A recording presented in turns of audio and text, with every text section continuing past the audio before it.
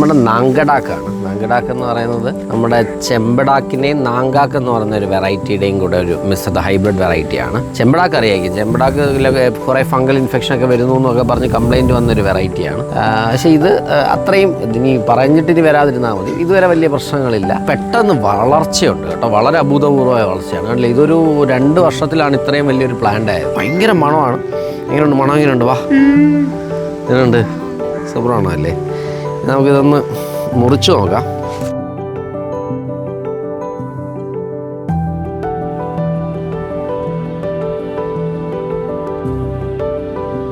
നമുക്ക് ഇതൊന്ന് കഴിച്ചു നോക്കാം എങ്ങനെ ഉണ്ടെന്ന്. ഇത് കുറച്ചുകൂടെ റെഡ് ആവും കേട്ടോ, പക്ഷെ ആ കളർ അത്ര അങ്ങ് വന്നില്ല. കറക്റ്റ് അഭിപ്രായം പറയാം. ചക്കയല്ല കേട്ടോ, ചക്കയാന്ന് വിചാരിക്കരുതേ. ഭയങ്കര മധുരം ഒന്നും പറയാൻ പറ്റില്ല.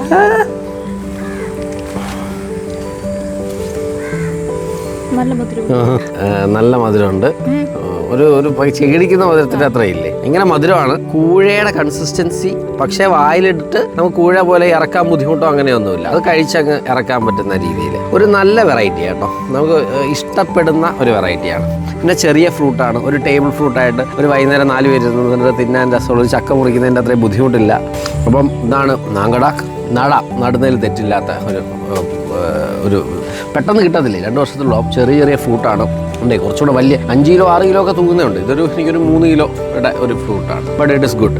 നല്ല മണവും കിടിലം മണവും.